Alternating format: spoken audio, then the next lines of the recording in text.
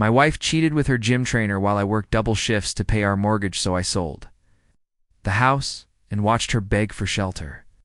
I'm a 32-year-old guy. I used to believe marriage was supposed to be about partnership. Two people pushing through life's grind together, side by side. For years, that belief kept me going. I'd wake up at 5 a.m., lace up my work boots, and head out to the factory before the sun even touched the rooftops. Every hour I put in every aching muscle. Every missed dinner was for us. For the life I thought we were building, Emily, my wife, used to meet me at the door with a smile and a kiss. Back then, we didn't have much, but what we had felt solid. I still remember our first anniversary cheap takeout and a single candle on the table. She laughed when the wax dripped into the noodles, and I thought, this is it. This is happiness. We talked about paying off the mortgage early, maybe starting a family someday. I was proud of the future I was killing myself to secure, but lately, things have shifted. Emily's laughter doesn't sound the same. She started spending more time at the gym, saying she wanted to feel confident again. I didn't think much of it. I figured everyone deserves something that makes them feel good. She'd come home flushed and glowing, and I'd tell her she looked great. She'd smile, but it never reached her eyes. Some nights I'd come home and find dinner cold on the table. The house quiet, her gym bag still by the door. She said she was just tired. I believed her because I wanted to. Because believing her meant the life I'd built wasn't crumbling underneath me. I didn't know it then. But those long shifts that I thought were for us were really just making room for someone else to step in. It started small, so small I almost convinced myself I was imagining it. Emily began dressing differently for the gym. At first, it was just new leggings, then matching tops. And suddenly, she had a full rotation of sleek outfits I'd never seen before. She'd spend extra time in front of the mirror, perfecting a ponytail, applying a touch of lip gloss before heading out. "It's just to feel good about myself," she'd say with a laugh, and I'd nod, pretending not to feel that quiet sting of distance. Her routine changed too. She used to come home right after workouts, flushed and smiling, chatting about her trainer, pushing her limits. But soon, her sessions stretched later and later. I'd text her, "Everything okay?" And she'd reply, "Yeah, just cooling down." Yet when she got home, she'd smell faintly of cologne and air freshener. Not sweat or effort. One night I came home early from my shift. The living room lights were off, dinner untouched. Her phone buzzed on the counter. I glanced at the screen, just a notification from a contact saved as J.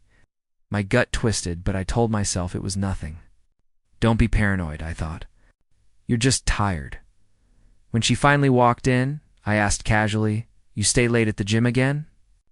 She didn't look at me when she said, "Yeah, the trainer's working on a new program." Her tone was clipped, practiced. She went straight to the shower, humming softly to softly. That night I lay awake staring at the ceiling fan. The distance between us felt wider than ever. I told myself marriages go through phases, that this was just stress or routine. But deep down, I could feel something shifting. Something I couldn't yet name but already feared, and still. I kept showing up to work the next morning, punching that clock. Believing I was holding the pieces together, the weeks that followed were a blur of exhaustion. My shifts doubled as the factory took on new contracts, and I volunteered for every extra hour I could get. "Every bit helps," I'd tell Emily, trying to sound upbeat. But she didn't seem to care anymore. She stopped asking how my day was, stopped packing lunches for me, stopped doing the small things that used to make the grind bearable. Bills were piling up: utilities, car maintenance, the mortgage. I was killing myself to keep everything afloat, but Emily's spending kept rising. I noticed new charges on our card. Restaurants, salon visits, even expensive supplements I didn't recognize. One day, I tried to bring it up gently. We should probably slow down on the extras until I get through this quarter," I said, rubbing my temples. She barely looked up from her phone. "So now I can't even take care of myself. I'm not a child, you know." Her words hit me harder than I expected.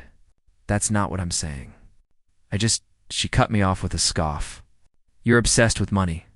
Maybe if you stopped working yourself to death, we'd actually have a marriage." That stung because I was working myself to death for our marriage. I didn't argue further. I just nodded and went to shower. the steam hiding the tears that slipped down my face at work. My coworkers joked that I was husband of the year. They saw me taking overtime, sacrificing weekends, all for my lucky wife. I'd laugh along, pretending everything was fine, but deep inside, the cracks were spreading. Every shift felt heavier, every paycheck emptier. I'd come home to find her scrolling through her phone, smiling faintly at messages I never saw. The distance wasn't just emotional anymore. It was physical, tangible, like a cold wall between us. And for the first time, I started wondering, who was she smiling at? It was a Saturday afternoon when I found the first undeniable crack in her story. Emily had left her gym bag on the couch before heading to the shower, and a small folded receipt slipped out of the side pocket. I wasn't snooping, at least. That's what I told myself as I picked it up. But curiosity turned to nausea as my eyes caught the words, Ocean View Grill, dinner for two, $184.76. The date, last Wednesday. The same night she'd told me she had a late cardio class. I stood there, gripping the receipt, my heart pounding against my ribs like it wanted out. When she came out of the shower, wrapped in a towel, I tried to sound calm. Hey, you go to Ocean View lately? I asked. Her eyes flicked to mine, then to the receipt in my hand. For a second, her mask cracked. Then she laughed lightly. Oh, that. It was a trainer appreciation dinner. You think I'm sneaking around over some fancy fish? Her tone was dismissive, almost mocking, and it made me feel small for even asking. I didn't say that, I muttered. Just seemed weird, that's all. We rolled her eyes. God, you really need to relax. Not everything's a conspiracy. That night, she went to bed early. I sat in the dark living room, staring at that receipt under the lamp's glow. I could have thrown it away, but I folded it carefully and tucked it inside my wallet, proof of something I couldn't yet face. Around midnight, I heard her whispering in the hallway, voice low and soft. I couldn't make out the words, but I caught the quiet, affectionate laugh, the kind she hadn't used with me in months. I lay there, staring at the ceiling, my chest heavy. The truth wasn't clear yet, but the air in our home had changed. It smelled like betrayal, and I was just too scared to breathe it in. A few days later, everything snapped into focus. It was a Wednesday again, the same day she always stayed late at the gym. My shift ended early, and for the first time in weeks, I didn't tell her. I just wanted to surprise her. Maybe take her out to dinner, remind us both of what we used to be. Driving toward the gym, I kept thinking about that receipt in my wallet, trying to convince myself it didn't mean anything. But when I parked across the street and saw her car still there, unease clawed at me. Then, minutes later, she walked out, not in her usual gym clothes, but in jeans and a fitted top I hadn't seen before. She was smiling. And she wasn't alone. Her trainer, tall, muscular, confident, walked beside her, laughing like he owned the world. My stomach twisted as I watched him open the car door for her, his hand grazing her lower back like it was the most natural thing in the world. They drove off together, and I followed, pulse hammering in my ears. They didn't go to a restaurant. They went behind a small cafe parking lot where I watched frozen as she leaned over and kissed him. Not a friendly kiss. The kind you give someone who owns a piece of your soul. I sat there in silence, gripping the steering wheel so hard my knuckles went white. My mind raced. Flashbacks of every overtime shift, every lonely dinner, every time she'd said, I'm just tired. It all connected in one crushing wave of realization. I could have stormed out and confronted them right then, but something inside me broke differently. Not into rage, into clarity. I snapped a few photos on my phone, hands trembling. Then I drove home, numb, emotionless. That night, Emily walked through the door, smiling faintly. How was your day? She asked. I smiled back and said softly, eye-opening. From that night on, something inside me shifted. The anger was still there, buried deep, but it wasn't loud anymore. It was quiet, cold, focused. I stopped trying to fix things. I stopped begging for attention. Instead, I started observing. I became a ghost in my own home, moving silently through the routines while Emily remained oblivious. In the mornings, I'd kiss her cheek before leaving for work the same way I always did. She'd smile absent-mindedly, scrolling through her phone, and I'd wonder if she was texting him. Every gesture of hers was suddenly a clue, every word a performance. But I didn't let on that I knew. During lunch breaks, I met with a lawyer, a calm, gray-haired man who listened without judgment as I explained everything. "Your name's the only one on the mortgage?" he asked. I nodded. "Then you have options," he said simply. Those words lit a small flame inside me. Quiet power at home, I started making subtle changes. I moved important documents into a safe deposit box, transferred joint funds into a private account, and updated passwords. Emily noticed my emotional distance, but mistook it for fatigue. "You're so quiet lately," she said one night. Touching my arm? "Just tired," I replied. The same lie she'd fed me for months. Some nights, she'd try to spark intimacy again, maybe out of guilt or fear. I'd let her hold me, pretending nothing had changed, but inside, I was gone. Each touch felt hollow, like I was hugging a stranger. I knew a confrontation would come eventually, but I didn't want it to be loud. I wanted it to sting. I wanted her to feel the slow, suffocating panic that comes when your world collapses quietly, piece by piece. And when that time came, I planned to be smiling. The body can only take so much before it breaks. Between the double shifts, sleepless nights, and constant pretending, I started to crumble. One night at the factory, I felt this sharp pain in my chest. Not the kind that panics you right away, but the kind that tells you something's very wrong. I tried to push through, but the world tilted. And the next thing I remember was waking up under harsh hospital lights. When I opened my eyes, a nurse smiled kindly. "You passed out from exhaustion," she said softly. "Your body's begging you to stop." My first thought wasn't about myself. It was Emily. I looked around, no flowers, no messages, no familiar voice waiting by the bed. 2 days went by before she finally showed up. Her expression wasn't fear or relief, it was annoyance. "I didn't even know where you were," she said, crossing her arms. "Your boss called me," I muttered weakly. "Guess I overdid it." She sighed. "You think? You can't keep this up. We've got bills piling up and I can't handle everything." That word, everything, stung. She wasn't handling anything. I was. And even as I lay there, hooked up to IVS, all she could talk about was money. When the nurse came in, Emily quickly changed the subject, smiling sweetly like she was the perfect wife. But when the nurse left, she said, "You'll be out soon, right?" "I've got plans tomorrow." Plans.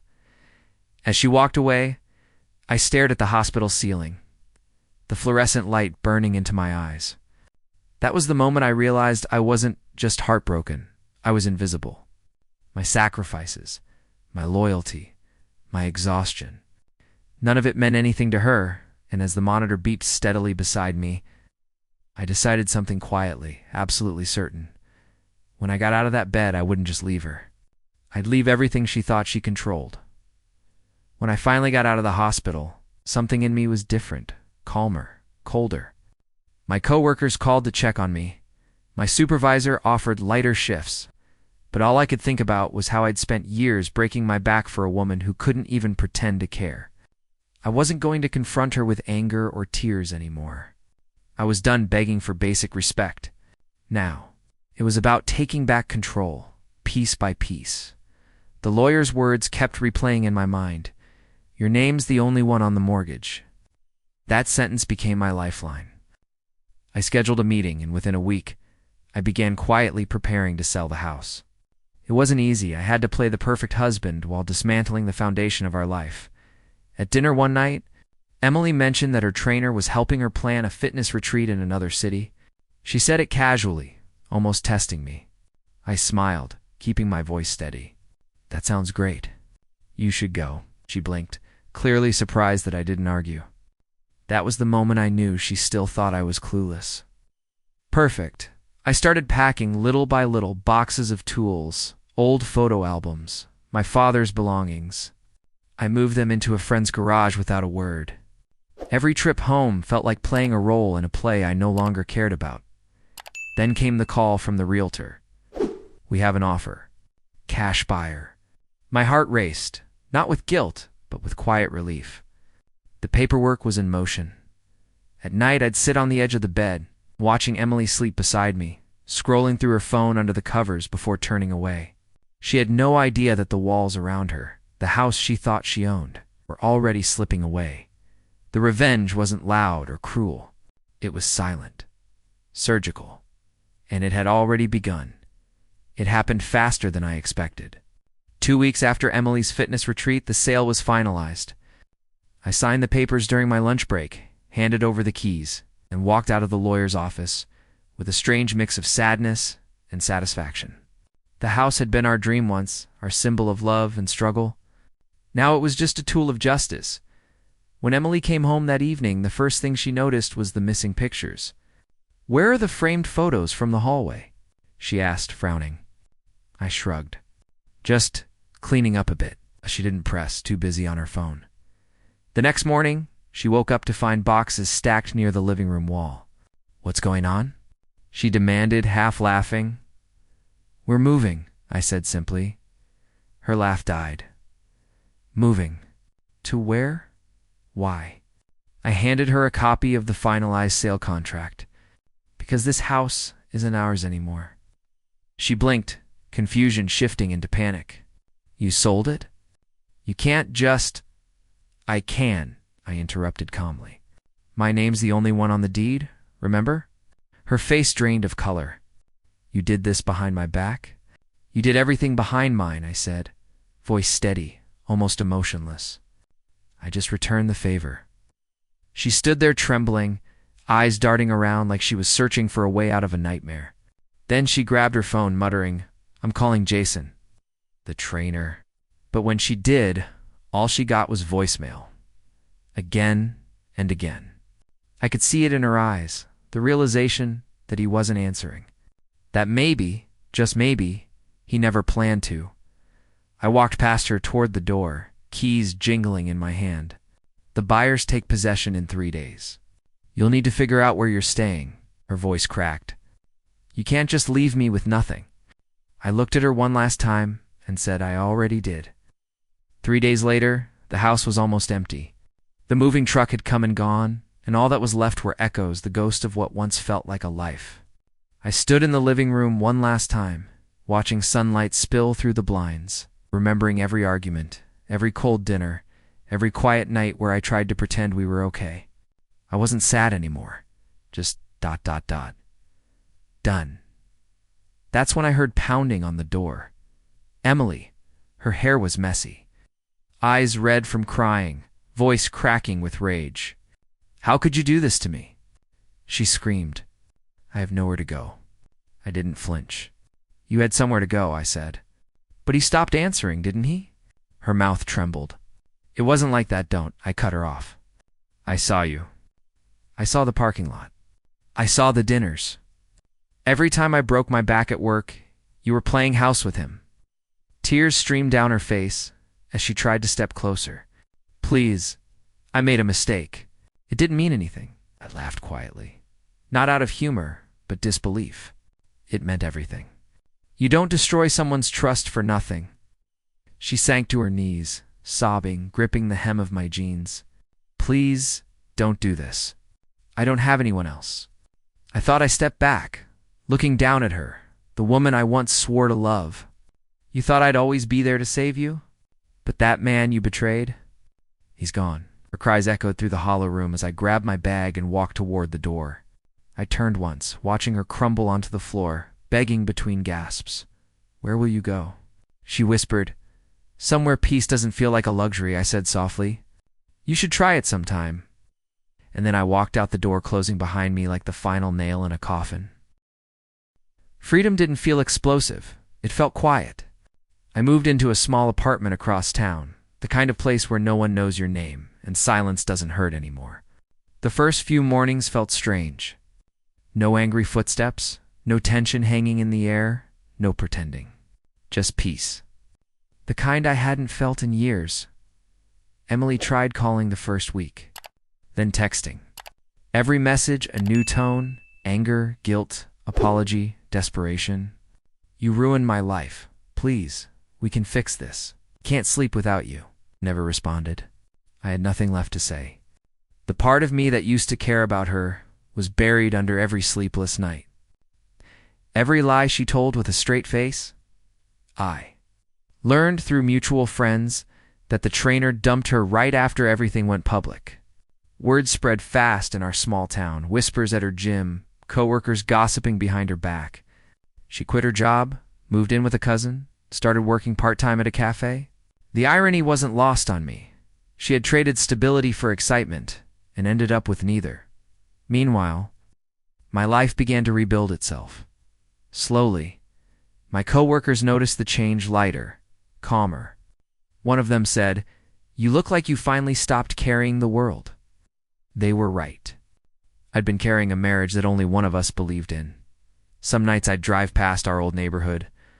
The for sale sign was gone, replaced with warm lights from new owners inside. Families laughing. A life that used to be mine, now someone else's story. And for once, it didn't hurt. I wasn't jealous. I wasn't angry. I was just ... free. But even with all that peace, a small part of me still wondered when karma finally hit her. Would she realize it wasn't punishment? It was just balance. Months passed before I saw her again. It was a cold evening after work, and I stopped by a grocery store on my way home. As I walked down the canned goods aisle, I heard a familiar voice, soft, hesitant. "Mark." I turned. It was Emily. She looked different. Her hair was tied back messily, her makeup faint, her clothes wrinkled. There was no trace of the woman who once spent hours perfecting her reflection before leaving for the gym. Just someone tired, worn down by her own choices. "Hey," I said quietly. She gave a shaky smile. "You look good, healthier," her voice cracked. "I've been trying to get my life together. Things just fell apart after you left." I nodded slowly. "They didn't fall apart, Emily. They finally showed you what they were." Her eyes filled with tears. I was stupid. I thought I needed excitement, attention. But all I needed was you. For a moment, I almost felt that old ache, that part of me that used to want to fix everything. But it faded quickly, replaced by calm. "You needed to lose me to understand what you had," I said softly. "And I needed to lose you to remember who I was." She reached out, her voice trembling. "Can't we try again?" I shook my head. "No. You taught me something better, how to stop building homes in people who were never planning to stay." I left her there, standing between aisles of forgotten promises, her tears falling silently. Outside, the air was cold, but for the first time in years, it didn't sting. I looked up at the night sky, felt the freedom in my lungs, and smiled. Some betrayals destroy you. Others rebuild you. Mine did both, and I finally learned to live in the pieces that remained.